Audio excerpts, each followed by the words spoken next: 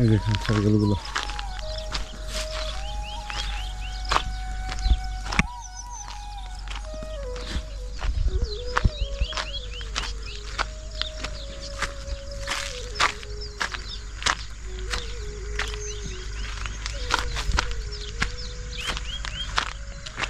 দেখেন ইয়ামেনিরা এটার মাঝে তারা থাকে। এই দেখেন তারা বিছনা পড়তো।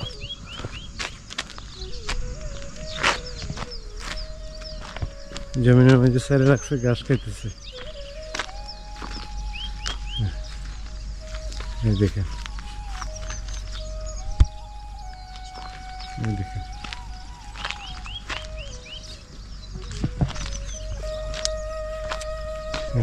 কি সুন্দর গরুগুলা খাইতেছে।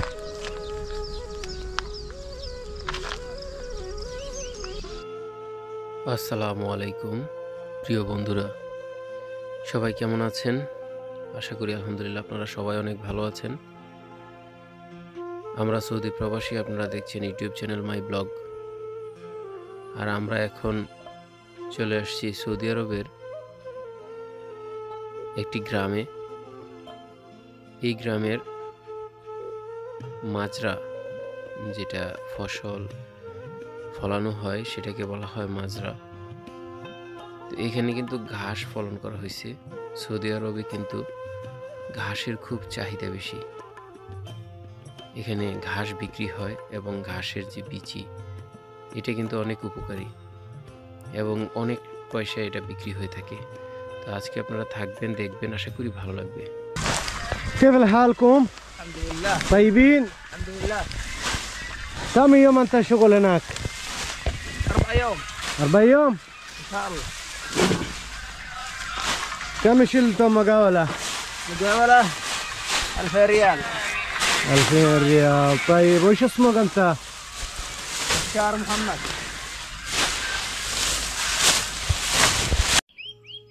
আরব দেশ মানেই আপনারা জানেন দুম্বা, উট, ছাগল, ভেড়া, গরুও পালন করা হয়।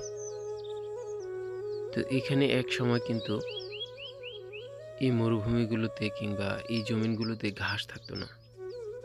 সেই জন্য প্রচুর পরিমাণে ঘাস চাষ করা হতো এবং অনেক টাকায়, অনেক রিয়ালে এগুলো বিক্রি করা হতো। তো এখনও কিন্তু রয়ে গেছে, তবে পাহাড় অঞ্চল মরুভূমিতে এখন ঘাস জন্মাচ্ছে। সেই জন্য ঘাসের চাহিদাটা ধীরে ধীরে কমতে শুরু করেছে। যারা এই মাজরা ভাড়া নিয়ে ঘাস চাষ করে তারা কিন্তু অনেক লাভবান, কারণ এই ঘাসটা কিন্তু একবার কেটে শেষ হয়ে যায় না। এটা কিন্তু অনেকবার কাটা হয়, 2-3 বার কাটা হয়। এই যে ঘাসটা দ্বিতীয়বার কাটা হয়েছে, আরও 1-2 বার এই ঘাসটা কাটবে, বড় হবে, তারপর আবার নতুন করে চাষ দিয়ে তারপর আবার ঘাস রোপণ করা হবে। যারা এই বিচিগুলো সংগ্রহ করে তারা এই বিচিগুলো মন বিক্রি করে 1200 থেকে 2000 রিয়াল পর্যন্ত মন বিক্রি হয়। তো রিয়াল হিসাব করে বাংলাদেশের টাকায় কিংবা বিভিন্ন দেশের টাকায় কত হয় সেটা আপনারা হিসাব করে নেবেন। অনেকে আমাকে প্রশ্ন করেছে, ভাইয়া এই বিচি দিয়ে কি হয়, এত দাম কেন? এই বিচি মানুষও খায় এবং গরু ছাগলের কাজেও ব্যবহার করা হয়। তারা বলতেছে গাড়িগুলো।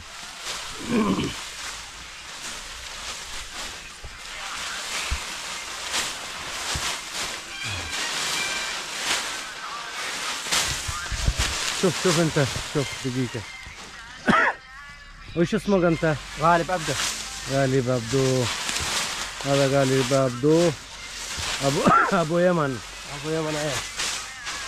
شوفوا يا جماعة حمل دحين علف. هذا قلاب.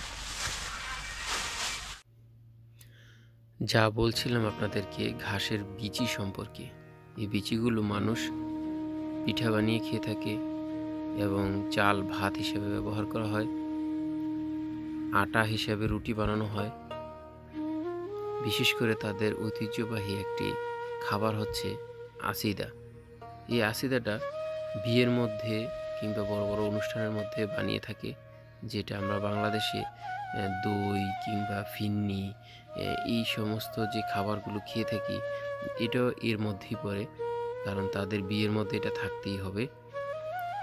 তো এটা বড় একটা পাতিলের মধ্যে রাখা হয়, কাঠের একটা পাতিল বানানো হয়, ওই কাঠের পাতিলের মধ্যে রাখা হয়, সবাই আসবে এখান থেকে এক চামচ করে খেয়ে দেখবে। এটাই হচ্ছে তাদের একটা ঐতিহ্য। আর এই ঘাস বিক্রি, তো এই ঘাস বিক্রি হচ্ছে প্রতি মোটা, মানে যে আটি বানানো হয়েছে, এই আটিগুলো আপনার 1 রিয়াল থেকে 2 রিয়াল, 2.5 রিয়াল, 3 রিয়াল পর্যন্ত কিন্তু বিক্রি হয়। যখন ঘাসের চাহিদা কমে যায় তখন কিন্তু আপনার 1 রিয়ালের মধ্যে চলে আসে, আর যখন চাহিদা বেশি থাকে তখন তো বুঝেন সব জায়গায় দিয়ে একটু দাম বাড়িয়ে নেয়। তো এবার ফলন খুব বেশি হয়েছে, সেই জন্য কিন্তু দামটাও একটু কম, আপনার 1.5 রিয়াল 2 রিয়াল করে বিক্রি হচ্ছে। তো যারা ছাগল পালন করে, বিশেষ করে আপনারা জানেন আরব দেশে মরুভূমিতে সবাই কিন্তু ছাগল পালন করে। আরবিয়ানরা ছাগল পালন নেশা কিংবা পেশা, তার চেয়েও বেশি গুরুত্ব দেয় তারা সওয়াবের দিক থেকে। তারা মনে করে কিংবা তাদের একটা ঐতিহ্য যে ছাগল পালন করা হচ্ছে একটা সওয়াবের ব্যাপার এবং সুন্নত। আমাদের নবীজি ছাগল পালন করতেন, সেই জন্য কিন্তু তারা এই সওয়াবটা পালন করে থাকে, তারা ছাগল পালন করে। তবে ছাগল পালনে প্রচুর লাভ রয়েছে। পাহাড়ি একটি এলাকা, চতুর্পাশে পাহাড়, আর এই পাহাড়ের মাঝখানে বিশাল বড় একটি মাজরা। এই মাজরা চাষ করতে পারে যে কোনো আজনবী এসে ভাড়া নিয়ে কিন্তু চাষ করতে পারে। এই মাজরাটা ইউমিনি ভাড়া নিয়ে সে চাষ করেছে। তো আপনারাও আসতে পারেন, আপনারা মাজরা বিষয়ে এসে এরকম মাজরা ভাড়া নিয়ে চাষ করতে পারেন। প্রচুর আমাদের বাংলাদেশি ভাইরা কিন্তু মাজরা চাষ করছে। শুধু ঘাস চাষ করবেন তাই কিন্তু না, আপনি ইচ্ছে করলে বাংলাদেশি সবজির কিন্তু প্রচুর পরিমাণে চাহিদা রয়েছে এবং অনেক লাভবান হচ্ছে মানুষ। তো আপনারা এসে বাংলাদেশি সবজি চাষ করতে পারেন এবং এরাবিয়ান সবজিগুলো, এরাবিয়ান যেই খাবারের আইটেমগুলো, আপনারা সেগুলো চাষ করতে পারেন এবং এই ঘাসও চাষ করতে পারেন। প্রচুর পরিমাণে ভুট্টা হয়ে থাকে সৌদি আরবে এবং বিভিন্ন ধরনের ধান চাষ, তারপর সবজি চাষ এখানে করতে পারেন। বাগান, বিশাল বড় বড় বাগান, আমের বাগান, আঙ্গুর বাগান, ফলের বাগান আছে, আর বিভিন্ন আনার বাগান, আপনারা এগুলো করতে পারেন। তবে এই ফলের বাগানটা হয়ে থাকে ঠান্ডা এলাকায়।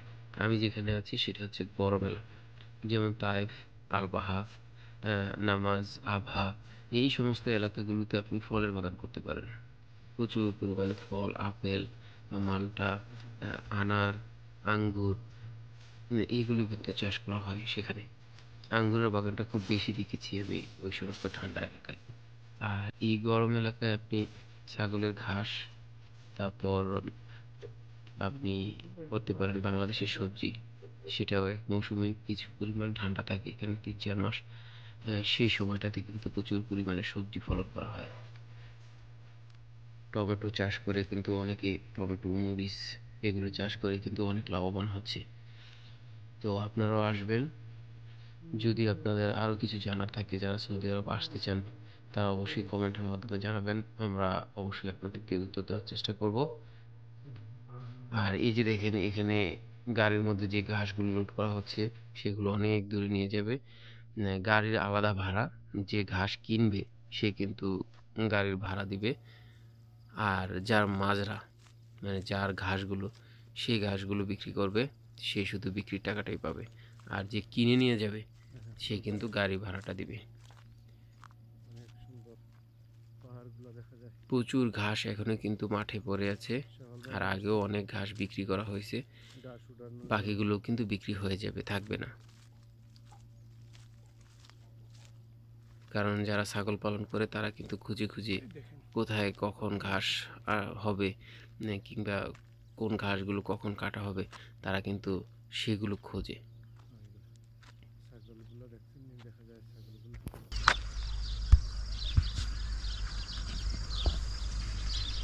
এই মাজরা একটা বিশাল বড় মাজরা, মাশাআল্লাহ।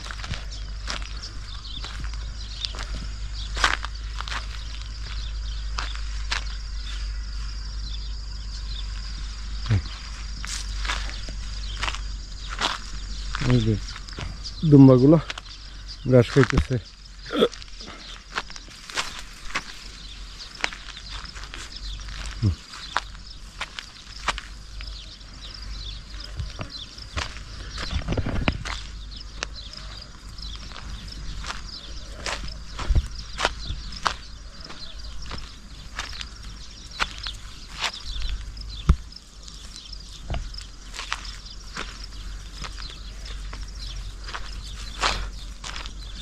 এই দেখেন ছাগলগুলো।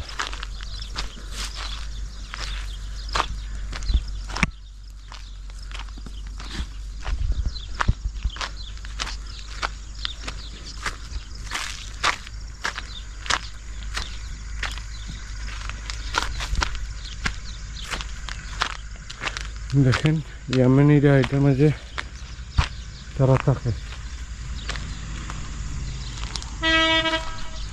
এই দেখেন তারা বিছনা পড়তো। দেখেন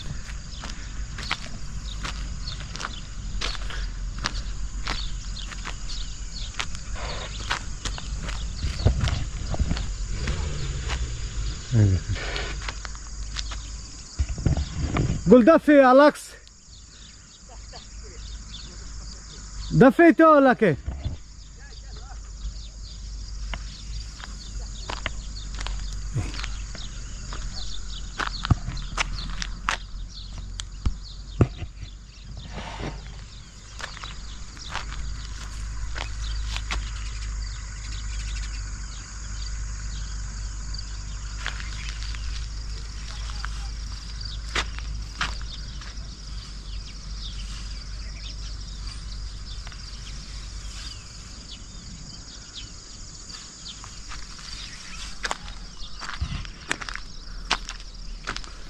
দেখেন দুম্বাগুলা কি সুন্দর নিরিবিলি খাইতেছে, কোনো লড়া শব্দ নাই।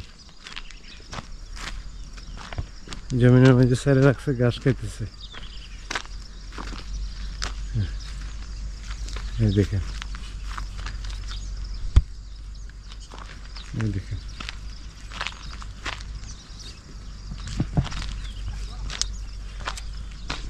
কি সুন্দর ছাগলগুলা খাইতেছে।